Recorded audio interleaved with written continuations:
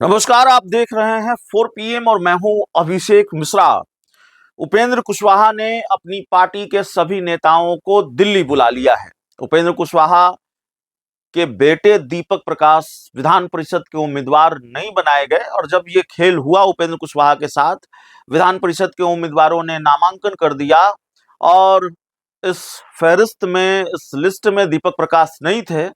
तब उपेंद्र कुशवाहा दिल्ली के लिए रवाना हुए और दिल्ली में प्रधानमंत्री नरेंद्र मोदी के साथ उनकी तस्वीरें और कई तरह की चर्चा। उपेंद्र कुशवाहा कोई बीच का रास्ता निकालने की कोशिश कर रहे हैं, डैमेज कंट्रोल की कोशिश कर रहे हैं, केंद्रीय मंत्रिमंडल में जगह बनाने के लिए अपनी रणनीति तैयार करें, तमाम तरह की चर्चा, कयास, अटकलबाजियां।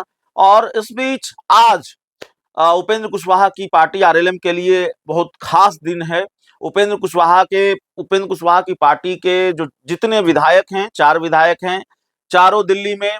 उपेंद्र कुशवाहा की पार्टी के जितने कार्यकर्ता हैं, बड़े पैमाने पर कार्यकर्ता, जितने बड़े पदाधिकारी हैं, वो सब दिल्ली पहुंच चुके हैं और उपेंद्र कुशवाहा ने सबको दिल्ली बुला लिया है। तो दरअसल मामला ये है कि पार्टी का राष्ट्रीय अधिवेशन दिल्ली में है। राष्ट्रीय लोक मोर्चा का राष्ट्रीय अधिवेशन दिल्ली में है और इस अधिवेशन में शामिल होने के लिए जो ताल कटोरा रोड है, उपेंद्र कुशवाहा का सरकारी आवास, वहां पार्टी के नेताओं कार्यकर्ताओं का जमावड़ा और दिल्ली में अन्य जगहों पर पार्टी के नेताओं कार्यकर्ताओं का जमावड़ा। और आज 13 जून को उपेंद्र कुशवाहा की पार्टी का एक महत्वपूर्ण कार्यक्रम है, राष्ट्रीय अधिवेशन, जिसमें 2026 से लेकर 2029 तक के राष्ट्रीय अध्यक्ष का चुनाव होगा। और जाहिर है इस में बहुत सारी चर्चाएं भी होगी इस राष्ट्रीय अधिवेशन में। तो राष्ट्रीय अध्यक्ष कौन होगा, इसमें तो कोई शक संदेह है ही नहीं। उपेंद्र कुशवाहा ही राष्ट्रीय लोक मोर्चा के राष्ट्रीय अध्यक्ष चुने जाएंगे, इसमें कहीं कोई शक शुबह नहीं है। और ये राष्ट्रीय अधिवेशन अगर इस बात के लिए है कि राष्ट्रीय अध्यक्ष का चुनाव होना है या राष्ट्रीय अध्यक्ष के नाम पर मुहर लगनी है, तो ये औपचारिकता मात्र है।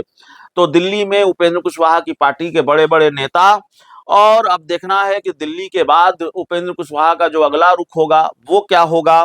एक बात जो कही जा रही है कि उपेंद्र कुशवाहा 20 जून तक चुप रहेंगे, तो 20 जून की तारीख भी अब नजदीक ही आ रही है। आज 13 जून की तारीख है, तो एक सप्ताह उपेंद्र कुशवाहा अब चुप रहेंगे। उनके साथ जो खेल हुआ है और जिस तरीके से बीजेपी ने उनको विधान परिषद की सीट नहीं दी, उनके बेटे को विधान परिषद का उम्मीदवार नहीं बनाया गया और एक लिखित समझौता हुआ था विधानसभा चुनाव के दौरान उपेंद्र कुशवाहा और बीजेपी के बीच में। और वो पत्र उपेंद्र कुशवाहा की पार्टी के जो समर्थक हैं, उपेंद्र कुशवाहा के समर्थक और उनकी पार्टी के कार्यकर्ता बहुत वायरल कर रहे हैं सोशल मीडिया पर, जिस पर सफाई देनी पड़ी है भारतीय जनता पार्टी के तत्कालीन प्रदेश अध्यक्ष और मौजूदा वक्त में बिहार सरकार के मंत्री दिलीप जायसवाल को। तत्कालीन प्रदेश अध्यक्ष, जब ये समझौता हुआ था तब दिलीप जायसवाल प्रदेश अध्यक्ष थे, जिसमें कहा गया था कि उपेंद्र कुशवाहा को एक एमएलसी की सीट दी जाएगी, एक राज्यसभा की सीट दी जाएगी। तो राज्यसभा वाला वादा तो बीजेपी ने पूरा किया। राज्यसभा का कार्यकाल उपेंद्र कुशवाहा का खत्म हुआ तो बीजेपी ने उनको राज्यसभा भेजा। लेकिन विधान परिषद को लेकर ये कहा दिलीप जायसवाल ने कि भाई जब राज्यसभा भेजी दिए गए तो समीकरण बदल गया। और मतलब समीकरण बदल गया और कल फिर दिलीप जायसवाल ने कहा कि भाई अब मैं प्रदेश अध्यक्ष नहीं हूं। तो भारतीय जनता पार्टी ने उपेंद्र कुशवाहा को टकासा जवाब दे दिया है। अब उपेंद्र कुशवाहा ने थोड़ी नाराजगी तो जताई है, लेकिन बहुत सधे शब्दों में नाराजगी जताई है। थोड़ा बीजेपी पर प्रेशर भी बनाने की कोशिश की है। यह भी कहा कि भाई हमारी विचारधारा भारतीय जनता पार्टी से नहीं मिलती, हमारी विचारधारा जेडीयू से मिलती है, या जेडीयू की विचारधारा भी भाजपा से नहीं मिलती है।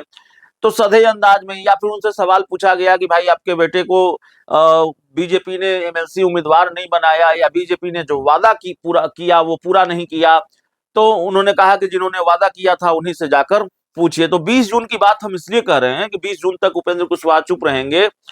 20 जून तक कहा जा रहा है, 20 जून के आसपास केंद्रीय मंत्रिमंडल का विस्तार होना है। केंद्रीय मंत्रिमंडल में उपेंद्र कुशवाहा को जगह मिल सकती है, इसकी उम्मीद अभी भी उपेंद्र कुशवाहा को है।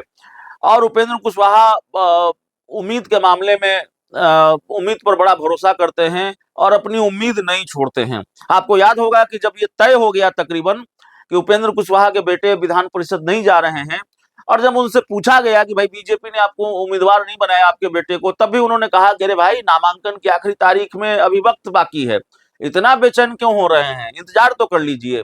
इंतजार की वो घड़ी भी खत्म हो गई, लेकिन उम्मीदवार दीपक प्रकाश को नहीं बनना था तो नहीं बने।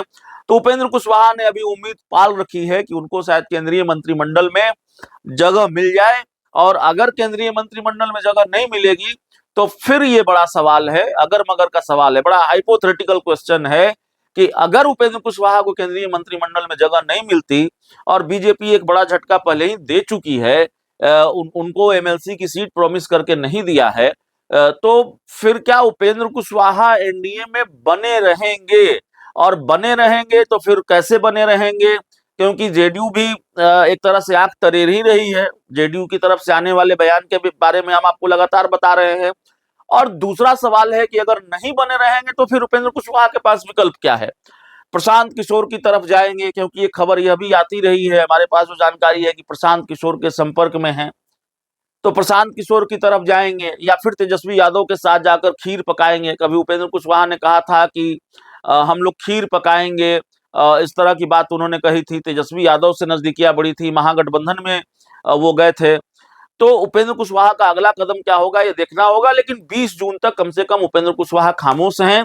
हमारी नजर आज जो उनकी पार्टी का राष्ट्रीय अधिवेशन है उस पर है। अगर वहां से कुछ बड़ा निकलकर सामने आता है, कुछ सरप्राइजिंग निकलकर सामने आता है, तो वो हम आपको जरूर बताएंगे। बहुत बहुत धन्यवाद।